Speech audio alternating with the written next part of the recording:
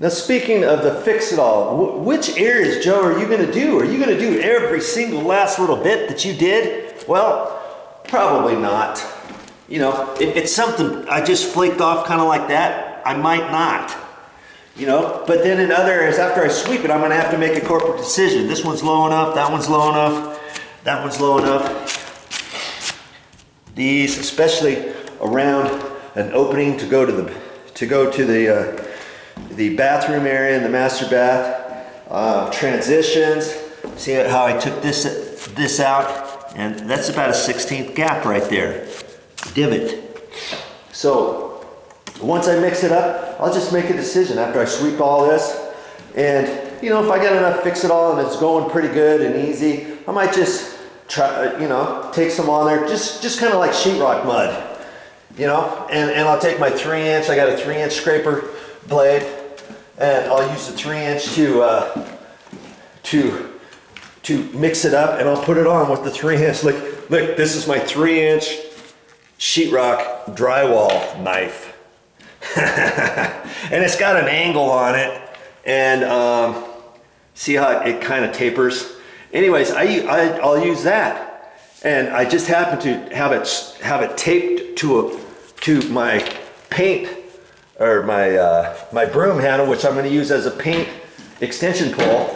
And I've been going up and lightly scraping ceilings. I was talking about this the other day, and I kind of went around on the ceilings and stuff, and had my construction light, kind of shined it up there, and any little imperfections, little bits and stuff, I can check that kind of stuff out, and then I'll scrape them off, because I don't want to see them when I get all done. Plus, while I was up there, I saw some nails that were sticking out. One was sticking out up there. See right there. And I tapped the nail head back in, and the sheetrock was loose there. So I kind of gently scraped that out. There's another nail right up in there. And when I came over here, remember I was showing you before, there were some nails over here. So I tapped those and lightly scraped on it, because the sheetrock mud is all crinkled on there. And incidentally, that I didn't know if they were sheetrock screws that they installed the sheetrock with drywall screws, or sheetrock nails. 15 years ago, it was nails, apparently, and for this project. And what I'm going to do, which I forgot to do, I should take my nail set and just hit the top of it and kind of set it in just a hair is all. Because if you take a loose nail and if you just tap it flush with the wall, you know what's going to happen. Eventually it's going to come loose again. It's going to come out. So I always try to tap it in, and then I'll take a nail set and set it just a hair further before I cover up the heads. That's a nice thing to do. And look, see, I thought I was done with this, and I thought, okay, I'll have to get up there and caulk and stuff. I know there's a nail head right there that I'm going to sink in, and then I'm just noticing, I'm standing here noticing, and there's one right there. Right? Oh, where is it? It's hard for me to see right there, that right there. Okay? If I don't do anything with it, eventually it's gonna pop out.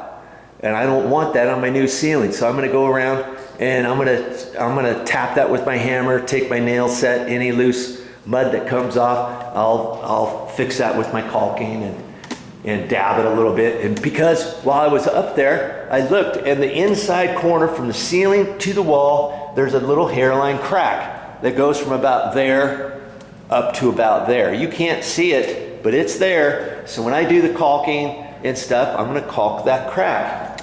Okay, lots of stuff I do before I paint. If you just start blowing and going, yeah, you can do that, but all of your imperfections are gonna show. I see another nail head there, there's one there, and that one, and that one over there. I'm gonna fix those, okay? And I'll do that, but when I got up there with my ladder,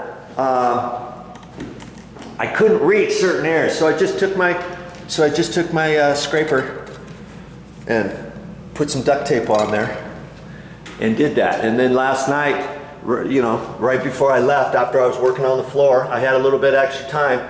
So I shined the light up here, checked out all these little ceilings and the high ceilings with my ladder and stuff and that scraper. I even checked the bathrooms. I mean, there was hardly anything with the bathrooms, but I did it anyways because there's just a couple little marks here and there. If you don't get them now, and after you paint semi-gloss on the walls, especially in the bathrooms, you see those little things, and it might bother you. Okay, and then I'll go along the walls and I'll check things out. That's the only thing that's standing out on this entire little wall right here. It's right at eye level. I'll probably scrape that because I spent a little bit of extra time checking out all these walls. Here's a little thing, you know, just sitting there. I'll scrape that off. It's gonna stick out if I don't scrape it. Right there, see it?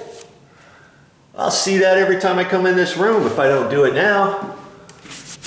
And then I can look at the walls more carefully. I can make sure I get all the little pinholes from pictures and that kind of stuff. Smudge marks around the light switches. Smudge marks here and there. Wherever I see them, I'll take my simple green and my little rag and my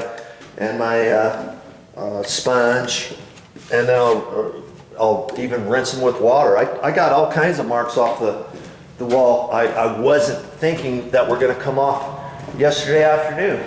Around where the wall mount was for the TV, there was all kinds of marks there. Granted, there's still remnants left, of which I'll take my kills and run the kills over that. Okay, but remember over here where the bed was, there was a big old line, it's gone. And then where the headboard was hitting the wall and rubbing on certain areas, it's gone. That's because I used my simple green and my bucket. I took my simple green, took my sponge, you know, look, the sponge is all gone. Now I got extra ones of these. And then I even rinse it off with the water, clean water. It's not very clean anymore. That's because I've been cleaning walls, and I'll keep doing that before I paint the walls. And then I can see things like this that I may not have seen, and I can get it fixed now before I get into the paint. And then I'm rolling this wall, and then I see it, oh crap, well, I'll fix it later. And then you forget, and then after it's all done, yeah, doesn't it look good? And somebody comes in here, oh, how come you didn't fix this crack right here? And there's some other cracks somewhere else, and it kind of looks all smudgy over here. Well, yeah, I was going to put some kills on it. I was going to put some caulking on it, and then I forgot. Oh well, you know, forget it. So I'll still spend some more time on that. But enough of that. Time to get back to work. Well, that's all I have for this time. But I'll be back with more videos.